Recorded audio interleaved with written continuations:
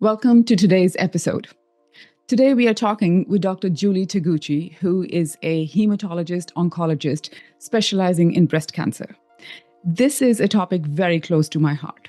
I meet so many women who've had either a personal history of breast cancer, or they have a family history of breast cancer, or they've just heard this association between breast cancer and hormones, and that somehow hormones can cause breast cancer. Today, we will be speaking to her about this big association, this fear that still remains in the world, and we will see how true or untrue it is. We will ask her a lot of detailed questions about all things breast cancer and hormones. So I'm really looking forward to this conversation. Just a little bit about Dr. Taguchi.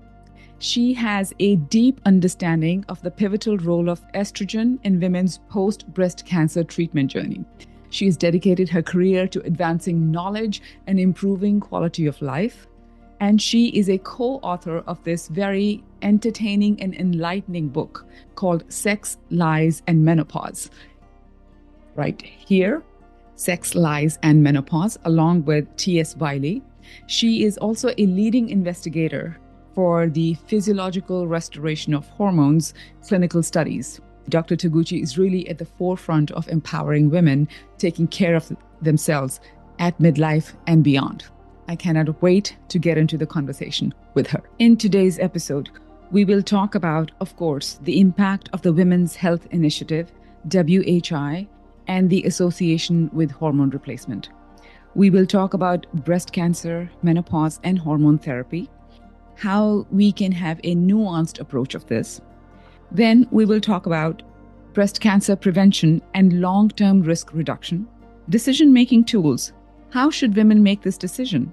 Innovation and future-focused approaches to menopause and longevity. There has been some recent news about ovarian tissue freezing to delay menopause. Is this a real thing? We'll talk a little bit about this. We will also talk about hormones and brain health, touching on Dr. Lisa Mosconi's groundbreaking work. And finally, we will just end with final thoughts and future considerations about any final words of advice that Dr. Taguchi might have for us. I would love to know how you got into oncology in the first place, and then how you decided to focus on breast cancer, and then where you are today. Oh, it's a long story, but I'll try to keep it short. My answer to the why oncology was I basically oncology called me. So it's one of those things where I was in high school, I was interested in why did smoking cause cancer? And believe it or not, in college, one of my papers I wrote, I do know why, but I wrote a paper on unopposed estrogen, how it caused uterine cancer. This is in the 70s. Wow. Father was a gynecologist. And so his partner was doing research and he had published this paper. And so I took that in as a research project on my own. So that was, so it started with those kinds of things. I did research in the leukemia and lymphoma field when I was in college. It was in that arena that kept coming back to me. And so I say oncology called me. The breast cancer. So I was in oncology. I started as a transplanter at the City of Hope. And I did that for a couple of years. And I moved to Santa Barbara, where it was general clinical oncology for the community oncology. And what happened is initially, my first partner was a woman. So there were two of us in this one clinic. We saw everything. And then things changed. I ended up being the only woman out of 4 oncologists. And so I just started to see a lot more women. And by that time, I actually already had met Susie Wiley. Are you familiar with the Wiley protocol? I am. Mm-hmm. Okay. So I had already met her, been working, I can't say we're working, but, we've been exchanging information and ideas. And we've ended up writing this book, Sex, Lies, and Menopause. And it was published in 2003, right after a year after the Women's Health Initiative. Right. So it was a really interesting time. So I was breast cancer and women's, GYN cancers too, because I was the only woman. And then plus I had this interest in hormones. And so it was a great combination because I sat on in this place where of extremes. I know what happens to women when they have no hormones. We castrate women for breast cancer, ER positive breast cancer. It's a chemical castration for the postmenopausal women on aromatase inhibitors. And then tamoxifen is not exactly a castration, but it's, the second thing to it. So we do that. And then yet I know the benefits of hormone replacement. So I had been studying hormones and going, wow, hormones rule the world. They rule our body and they actually control our body more so than I think anybody else at that time figured out. And so I just knew how important they were. And then when my own patients who were castrated, by the medications were coming to me and they're going, I'm depressed. I can't sleep at night. I have these hot flashes. I don't, I can't think. I have this brain fog. I can't work. I don't want to live. That's kind of how this is not uncommon. It was not an uncommon issue. So it was like, okay, well, we could stop the medication, take a break. And they never got back to normal. You never get back to normal. And so then when women would figure out, well, why do I feel like that? I said, well, it's because you don't have estrogen. Then it was, I want my estrogen back. And that went, oh, well, I suppose I'm the only one who's going to do it for you because I knew how important and I knew it would change their life. And that's exactly what happened. So these women were taking their own health and risks of what could ever happen to them, so that their quality of life was so much better than being on the medication because they didn't know why they were doing it. What did they have to live for? And when I explained to them their risks, this is the risk of your potential relapse within 10 years. Most women who had early breast cancer were saying, well, I would rather have those robust years with hormones than without. Yes, thank you. You've touched on so many things already, and I can already see so many questions coming out of that, but I want to follow my plan so that I'm not all over the place here. Okay, so thank you for all that. Thank you for that background and that information.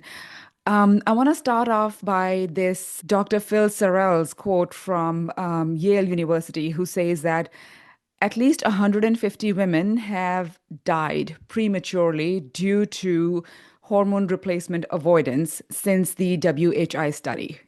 Sorry, I meant to say that Professor Sorrell indicated in his paper that between 2002 and 2014, at least 150,000 women have died due to lack of hormone replacement therapy.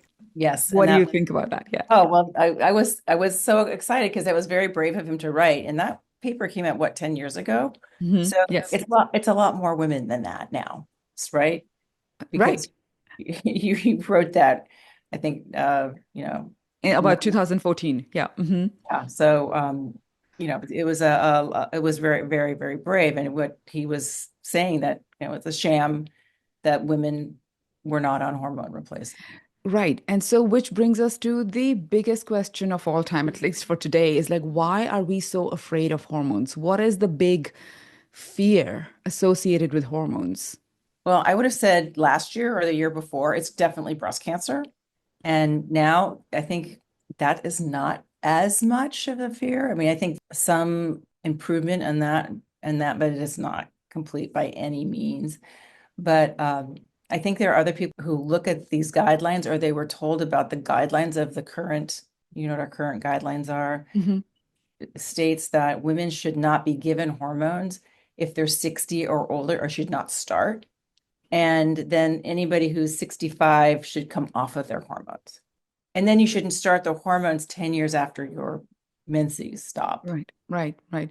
So, I saw recently Dr. Avram Blooming posted something about that, where that more studies are now coming out that the conventional wisdom was that, okay, start within 10 years of menopause. But now newer studies are coming out that show that actually starting later is okay. In fact, in my personal experience, because part of the work that I do is on preventing and reversing early stages of dementia, I have this 74-year-old woman who was without hormones for 20 plus years, is doing so well after a year on hormones. And but of course, hormones is not the only thing we did. We did a whole bunch of other stuff as well.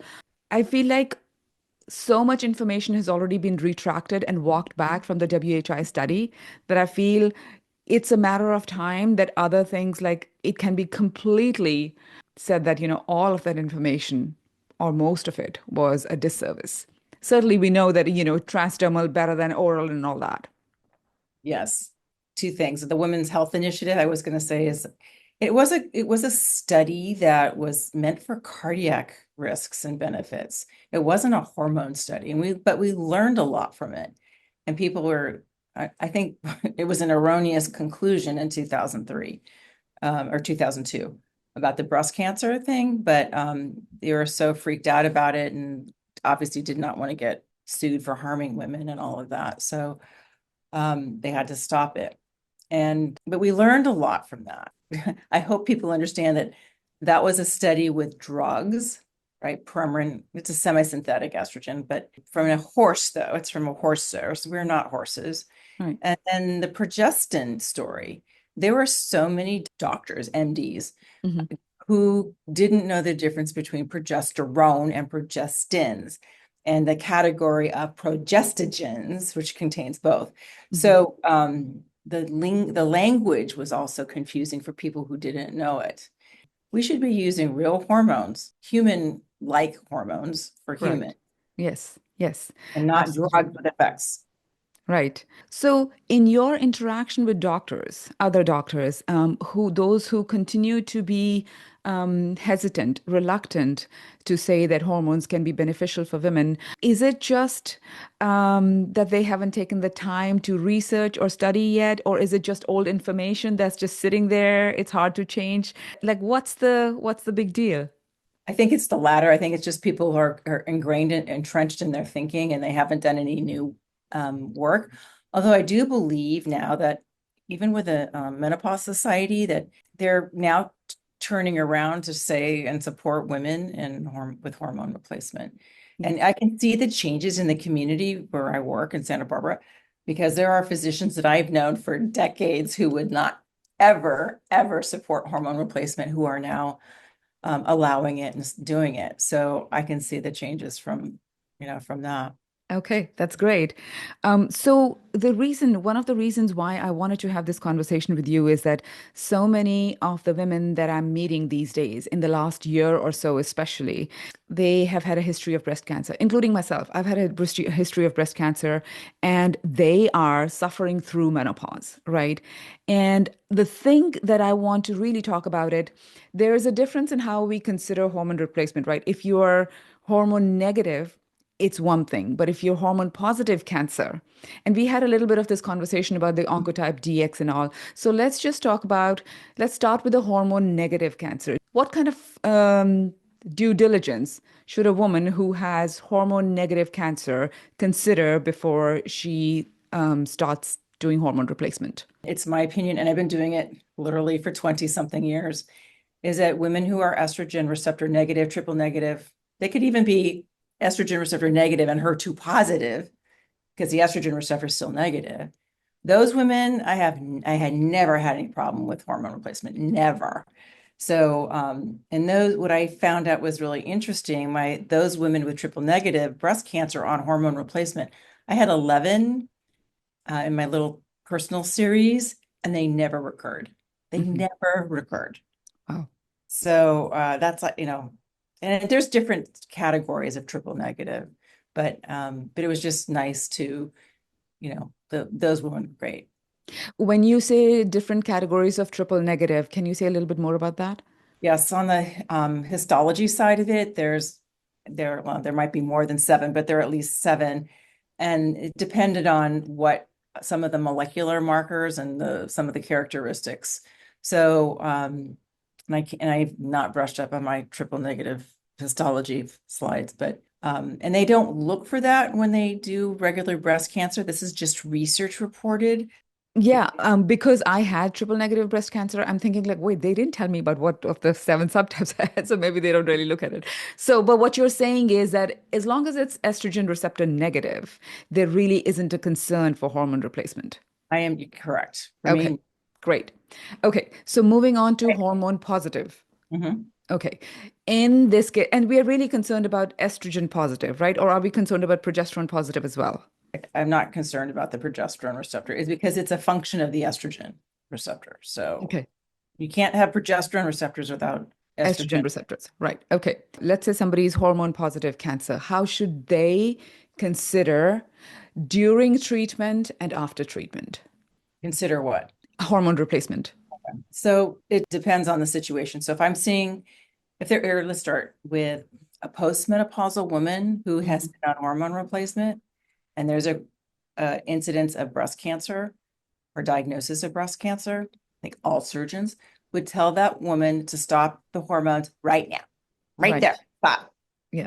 And I have been able to at least convince a few surgeons, no, please do not rip their hormones off their body when they really need it the most, when they're stressed, when they're about to go through this process. They're going to need the hormones for healing. They're going to need it. And then just let me, the medical oncologist, deal with the hormone issue after surgery. So that was my philosophy with the surgeons that I work with. So, and then it doesn't make any sense to stop the hormones. It's not going to make them live longer or make them die faster. If there's a postmenopausal woman who is diagnosed with breast cancer and she has been on hormone replacement, it's okay to continue taking the hormones. There is no benefit to stopping or discontinuing because the hormones are not going to cause her to shorten her life or have more of a higher risk of faster death or something like that from just the hormones themselves. No. Okay. So we have a premenopausal woman. We don't yank out our ovaries first at the time of breast cancer diagnosis. Okay. So we deal with everything on the hormone side after surgery. So I think it's almost cruel because women who are stressed and they have to go through this breast cancer diagnosis, then they take their hormones away. It's cruel, I It think. is cruel, right? Right. When it's a younger woman, premenopausal woman, if she has breast cancer, um, depending on what is the number of years to the average age of menopause. My understanding is that even if it's hormone positive, the surgeons or the medical team would be open to giving her hormones until at least the average age of menopause. But I don't really know because the only person that I know who's had early breast cancer was triple negative, and there hasn't been a concern for that. How do you see that in your practice? A premenopausal I woman know I'm with breast laughing cancer. because Yeah, it's like, oh yeah, we'll give this 40-something-year-old hormone replacement, but we're going to stop it at 50. right. Like she's already done 7, 10 years with hormones. Why would you stop it? Exactly. So then what we are saying is if somebody has in postmenopausally, somebody is on hormones, get breast cancer, we are saying you can continue. And we are saying if somebody is premenopause, gets a diagnosis of breast cancer, then they are given hormones at least until the average age of menopause. And the argument that we are making is if you've given her the hormones for this number of years and it's really helping her quality of life, why would you discontinue her at 50 or 51 and then subject her to a really poor quality of life for the remaining decades? That is my opinion. Okay, it's Correct. not, I can't say it's research, but it's my opinion. The other thing I want to make the point though is that the premenopausal woman, I don't know if she's had bilateral mastectomies because I would say, man, don't worry, she's reduced her risk a lot. But if not, then she is still subject to a contralateral breast cancer or cancer in the other breast. So she's a higher risk just because she had the cancer. Right. Okay. And I would love to get your take on this, which is something that Dr. Blooming says in his book, Estrogen Matters, is that if you are on hormone replacement, your chances of getting breast cancer are lesser. And if you do get breast cancer, then your prognosis is better. And I don't know if you like, how would you opine on that if there's data or something that you would go by? But what I would say is, I was on hormones before I was diagnosed. Given, okay, granted, mine was triple negative, but even then, my surgeon did tell me that I was choosing quality of life over longevity. And my problem with that was, I mean, forget about the bedside manner, but she's wrong, right? Because I'm triple negative. Like, there isn't even any, I don't know, there's no debate about that, is there? What did she mean shorter? But what was her? I'm sorry. What was her She intention? meant, okay, she meant that the hormones will probably kill you. Like, it's helping you with your quality life right now, but so you are choosing quality of life over longevity. You would rather live a shorter life because you're on hormones and you have breast cancer. Yeah, no. Oh, I see. So she just didn't know. Right. Anyway, so that is that. You see how she put her beliefs Yes. in your system Yep. of here. Yeah. So was her That belief was of, her. That was yeah. her. And I was so surprised. I was just looking at her, I was like, she's a well-regarded surgeon at one of the, big medical centers here in San Diego. But in any case, yes, she was incorrect. The question that I'm often faced with now is the woman right around the age of menopause. Right around so she has been perimenopausal. She gets breast cancer. She goes through treatment and she goes through menopause at the same time, concurrently. This is not uncommon, actually. And you probably see many cases of this. For those women, Mhm. it is so hard for them to kind of get to be comfortable that hormones are not going to harm them. And they are actually going to be so instrumental in improving the quality of their life. No, I know because that's been been ingrained. But yeah, you have to be careful because I would say if you have somebody who has a higher grade, higher stage breast cancer that's estrogen receptor positive, there's benefit to doing the hormone blocker. So for a subset of women. So I don't want to make that blanket statement that hormones are great for everybody because they may not be. So we have So to choose our patients very carefully.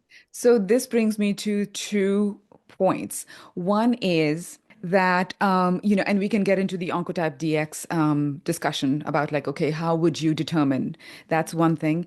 The other one is, again, in Dr. Blooming's book, he talks about there are studies where they have given women with breast cancer, one group got tamoxifen and another group got estrogen, and they both showed a similar regression in breast cancer. Yeah. So I think this is probably a more nuanced discussion, again, having to do with how estrogen positive they are. Although, if I'm correct, I mean, I should probably dig down more into that study to see if they were like they profiled the estrogen positive by the degree of positivity and if that was done. But what's your take on that? If I am thinking of this, I'm pretty sure that's an old study.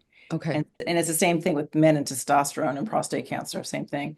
So yeah, so women were given estradiol and they did have regression of disease. If the tumor is estrogen receptor resistant, Hmm. which is ESR1 mutation, then they will respond and estrogen will kill that cancer. And I have seen that, and I have used estrogen in my own practice to women who have metastatic breast cancer after they had been treated with the aromatase inhibitors or tamoxifen long term, and there is a sense that they can't respond to estrogen.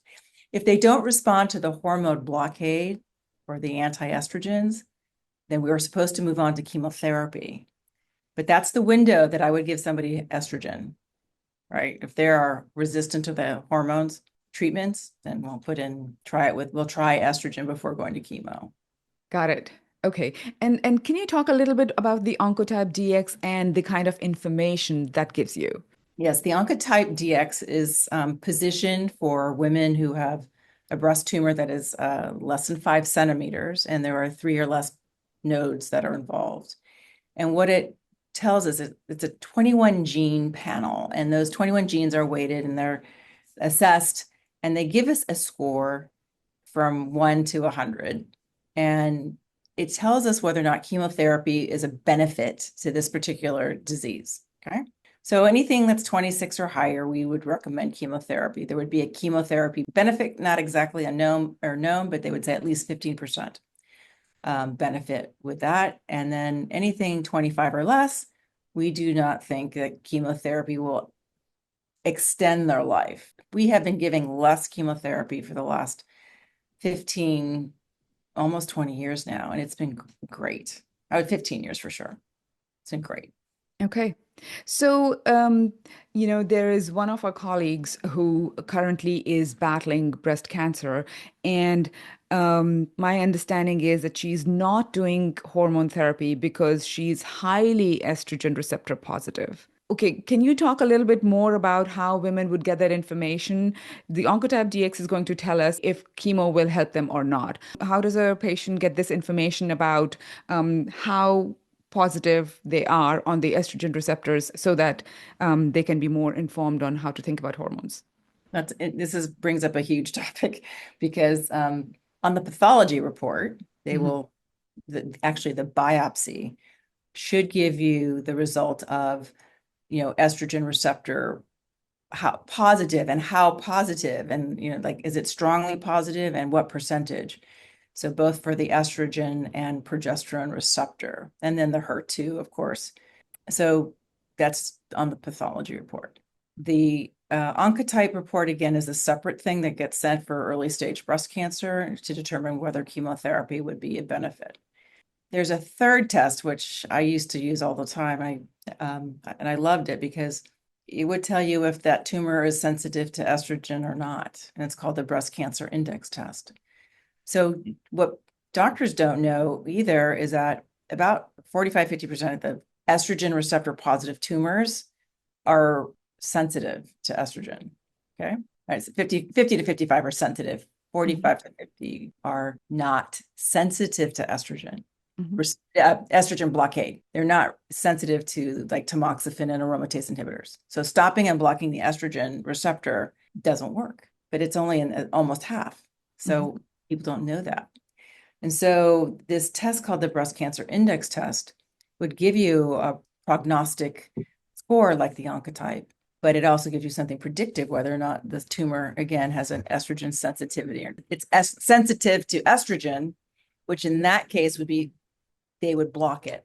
And if you have a high risk of recurrence and a high sensitivity, then that's the person who we put on 10 years of anti-estrogen therapy.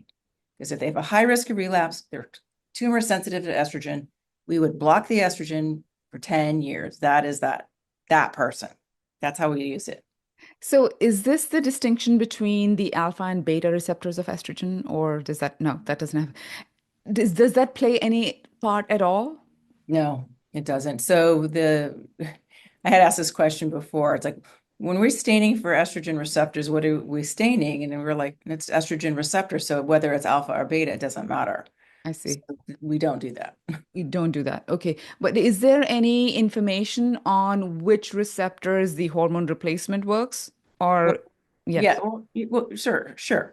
The estrogen alpha, ER alpha, is our main estrogen receptor that makes things happen. That's the one that's in, a lot in our brain. There's some estrogen beta, but there's a ton of, more alpha receptors that make things happen. They're in your vascular system, they're in your cardiovascular system, so that's the major player, okay, in your bones, etc. Now, estriol and estrogen ER beta definitely they have their part.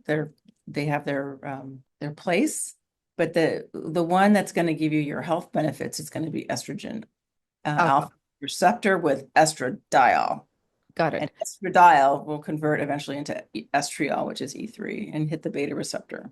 When there is hormone positive cancer, the biopsy or any of the staining is not really looking for alpha versus beta. It's just total estrogen receptors.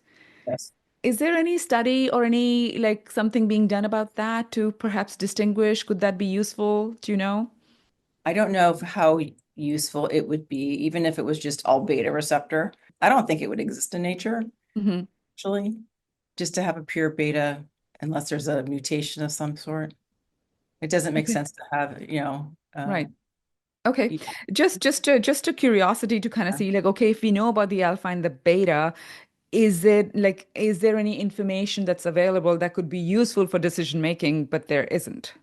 No, there is not. There Okay. is. So the study that we just referenced a short while ago, which was perhaps an old study where estradiol was used and shown to regress some of the breast cancer, do you know any other use of estradiol for any other cancers at all for women? Well, ovarian cancer.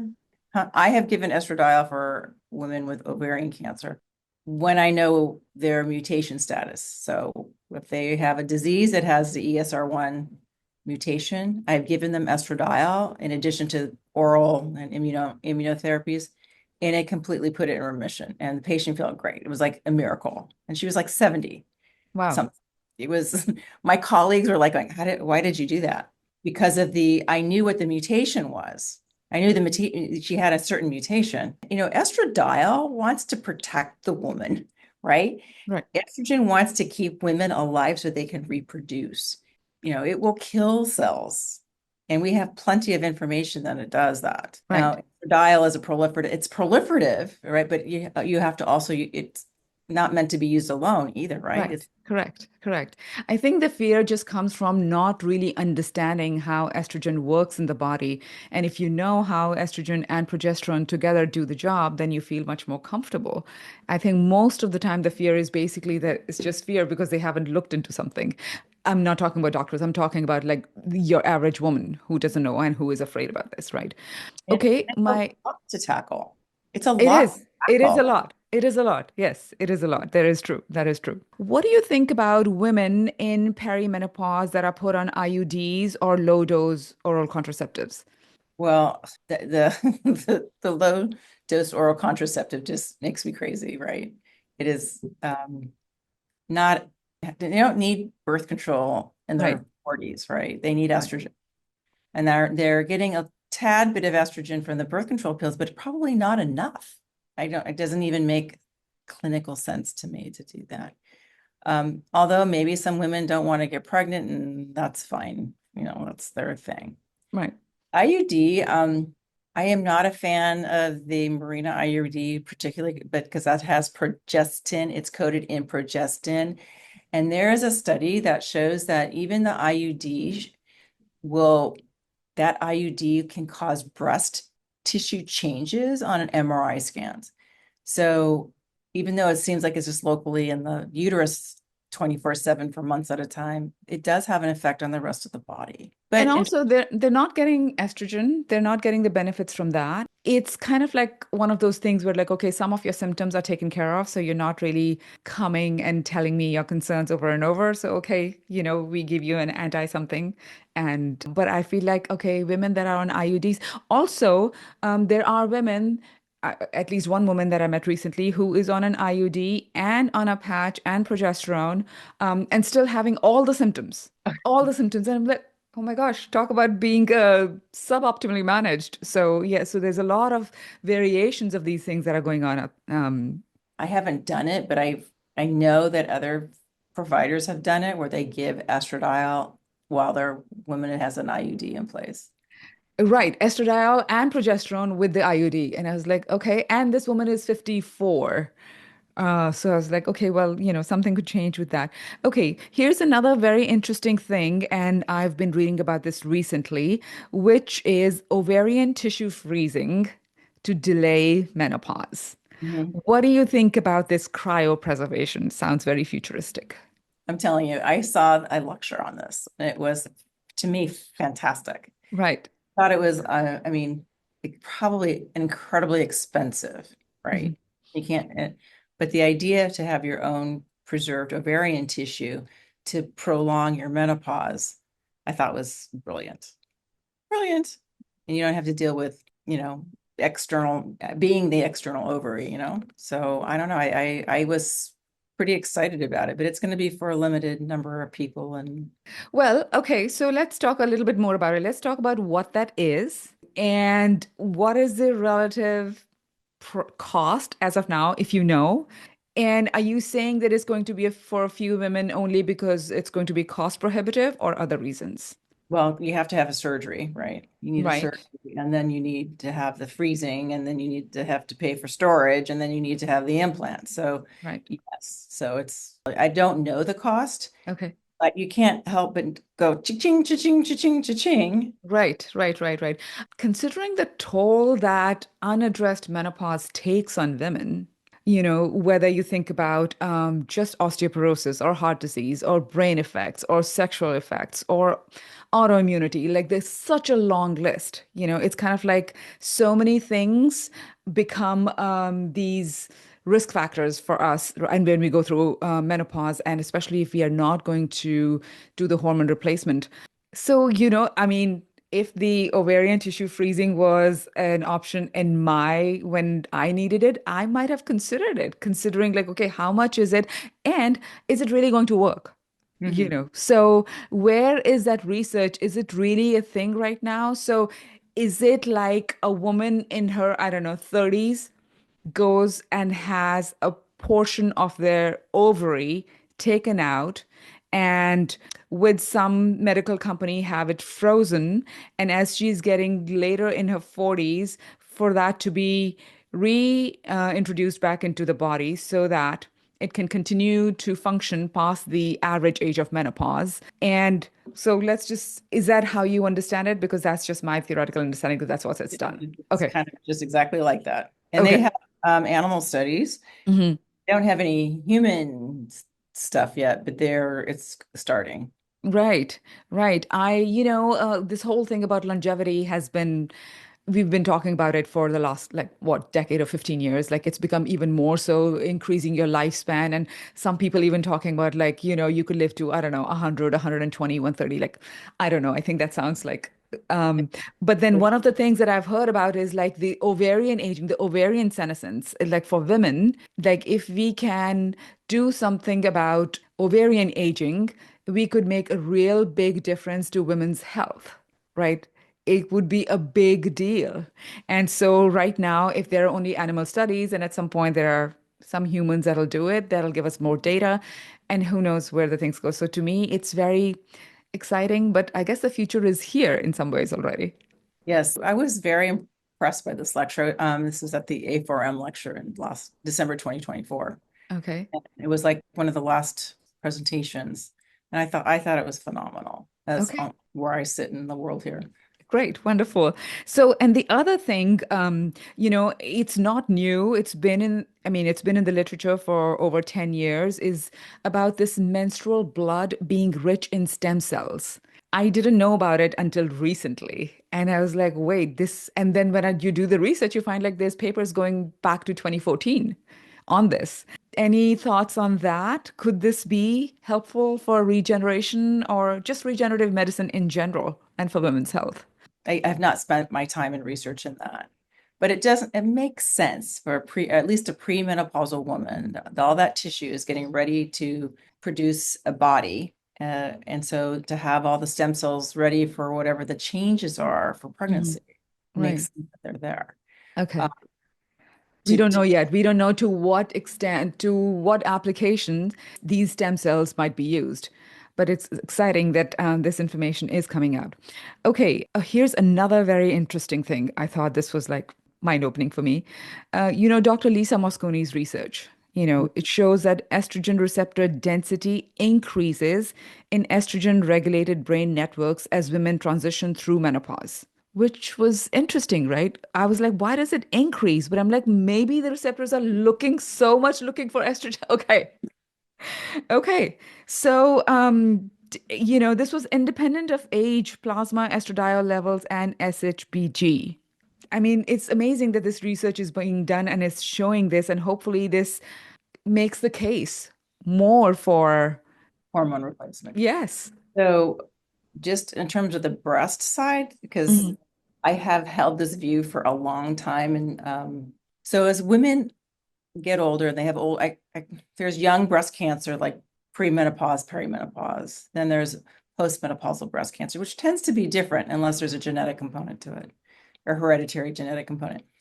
Um, but I call it the garden variety, very strongly ERP or positive breast cancer is exactly that. This is the tumor that is looking for estrogen to normalize. Mm, So that's how I have always interpreted the strongly ERPR positive in a postmenopausal woman, because people are going, oh, why do I have an estrogen receptor positive tumor if I don't have any estrogen in my system? I said, right. you don't have enough estrogen in your system. That makes sense. Although, what that makes me think of is like, if it's strongly estrogen receptor positive, wouldn't that then give you a concern for perhaps this is not the person to do estrogen replacement for? What's the opposite? Because we know that group of tumors that are strongly ERPR positive in a postmenopausal woman, they're going to do well. Well, but I suppose then you would have to look at the breast cancer index exam to kind of see if this is right for them or not. So if they're, I would say, if they have a small tumor, node negative, depending on I mean, if somebody who's 80, Yeah. you have to adjust that, put everything into the mix. But no, I would say that an older woman with that particular profile, I wouldn't worry about it. So, I mean, I'm not worried about it. What's what I want to say? I know that I would expect that woman to do well. That's what I'm Mm, saying. I see. With a completely treated tumor, and then a lot of women who are over 70 or maybe 65 now, if they have an estrogen receptor positive tumor, the surgeons are expecting them to go on the anti-estrogen therapies. Okay. Because and then they can avoid radiation therapy if they go on to anti-estrogen therapy. So if I had the ability to meet with somebody before surgery and they were not going to do the anti-estrogen therapy, I would recommend tell the surgeon you want a wide margin and that you're going to have radiation therapy. And if you want to do hormone replacement therapy, or if you don't want to do the anti-estrogen therapy, Right. having Okay. that conversation ahead of time makes a difference. Makes a big difference. Okay. And have you heard of something called PhytoSERM? I saw that. Yeah. I didn't look into it. So It's kind of like it's another, selective estrogen receptor modulator, but for the brain. And so this is my understanding is this is by Dr. Roberta Brinton Diaz, who is Dr. Lisa Mosconi's mentor. And what they're talking about that this phytoestrogen promotes estrogenic action in the brain while being largely inactive or inhibitory in reproductive tissue. So I don't know. I mean, I've just heard about it from her book and her talking about it, but it could be interesting. so it makes me wonder that without going into it, because I'm sorry I did not look into Hmm. that. But I bet it has to do with E3 receptors. It has to do with the beta E3. receptor, and a lot of the phytoestrogens are ER beta active, ER beta, which is more estriol. estriol-like. Yeah. Okay. Okay. I guess we'll wait. We'll have to wait for more information to come out on that. Go ahead. I was going to say that even estriol has some, it has some benefits, but it's, not doesn't have the bang for the buck like the estradiol does. Right. I Correct. can see that's a possibility why that's the target. Got it. Got it. Okay. It can't be, Uh, and it can't just be for the brain. So that's you can't. You can't take something systemically and have it not go Just every. for right. I would agree. I would agree. So it'll be interesting to see what information comes out on that. Um, I want to switch to the different types of hormone therapy that exists in the world, right? We do static hormone therapy, which is what most women are on, and then there is the physiologic restoration. What is the status of clinical studies on the physiological restoration? Do you know? Yes, I do. Okay. Yeah, I sit on this nonprofit board called Women's Hormone Network, Hmm. and I have written a research project that is basically the physiologic restoration against the patch and oral Hmm. progesterone. Sure. And so, in the middle of trying to get this funded, we went through the NIH, got through the first round. The second rounds didn't happen. So, because of the things that are happening right now in our Hmm. government. So, we have been on the hunt for funding to get this started.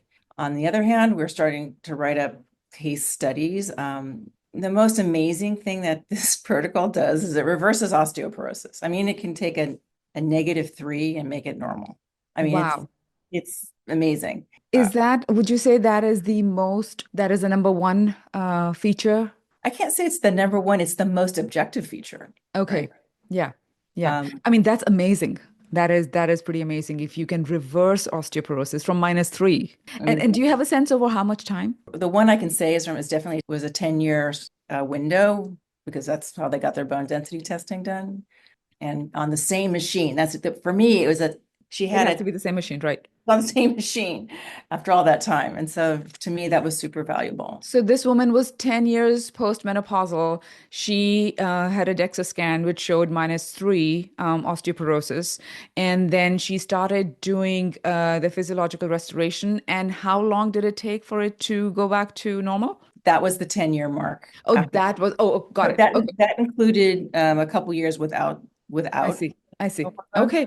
Okay, that's quite amazing. So that's one objective measure. And you probably have a lot of subjective cases from a lot of women about like how they do on this versus how did you get into the physiological restoration?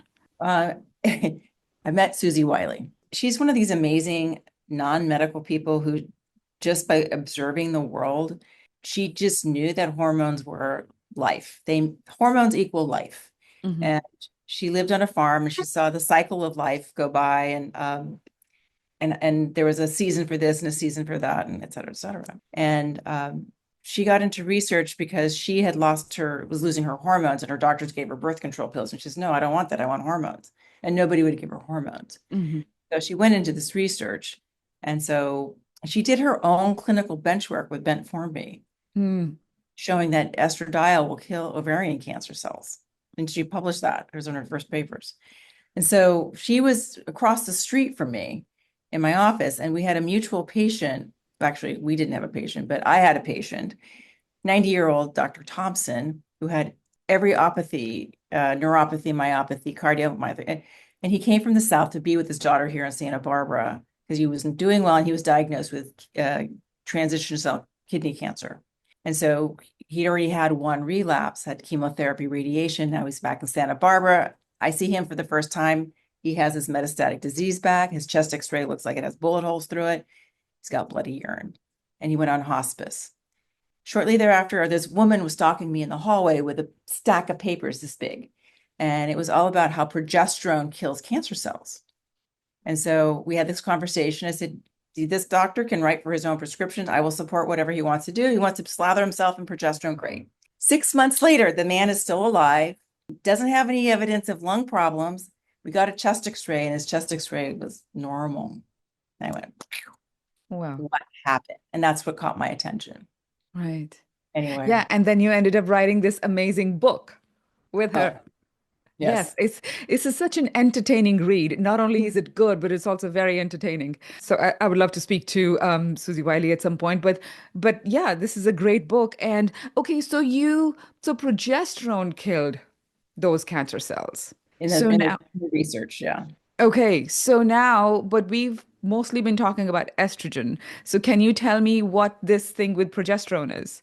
Well, progesterone also will kill cancer cells because it will upregulate P53 as well. Estradiol and progesterone, when they're high, they Hmm. actually regulate and prevent cancer from happening. That's their job when the levels are high, not when the levels are low, but when they're Hmm. high. So that's one mechanism. And progesterone, in terms of killing the cancer cells in the petri dish, I can't talk to the exact mechanism of action, Hmm. but it's been replicated and it stands. And I'm guessing she did progesterone for him because it's a he and she didn't want to do estrogen. Otherwise, she might have done estrogen.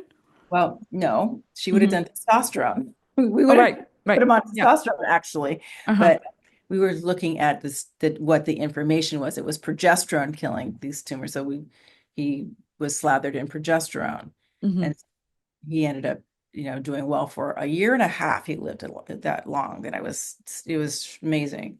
Okay. So yeah, we would have given him testosterone instead. Right. Okay. So you wrote this book and it came out in 2003. And then the WHI study comes out in 2002. And I guess all the work of the book had been done and it was probably already at the publishers. Was there any thought about writing a follow-on or something? Yes, we need to update the book, and I think Mhm. that might be in process. So I think Susie is actually working on that project Okay, great. It would be slowly, great to see part two. slowly. But this book needs to be updated. Okay. So, Okay, uh, a great. little, Well, if we can get some information on if it's in the works and when we can expect what's the ETA, that would be great to know. But are there any other things that we haven't talked about that would be important in this conversation about breast cancer, hormones, and women? Oh, I just remembered one more question, but just to give you a chance, like, is there anything you would talk about additionally that we haven't touched on? I think women should not feel that hormone replacement is going to cause breast cancer. I mean, there are a lot of women they're already at high risk. They are completely unaware of it. They come into the office for hormone replacement. They have a very high risk for breast cancer. They don't know it. Just so you know, one of the biggest risk factors for breast cancer is having your first baby after the age of 40. Now, not a lot of people know that, and it's not very sexy and it's not very politically correct, but that's the number one reproductive factor Okay. So, is there anything that women can do to check their risk for breast cancer before they start hormone replacement? Well, there's all kinds of breast cancer risk calculators. And then people who do the mammograms, they, at least here in Santa Barbara, they will use the Gale model to calculate the risk. Because if there's a risk of 20% over lifetime, they would then recommend a MRI scan. Okay.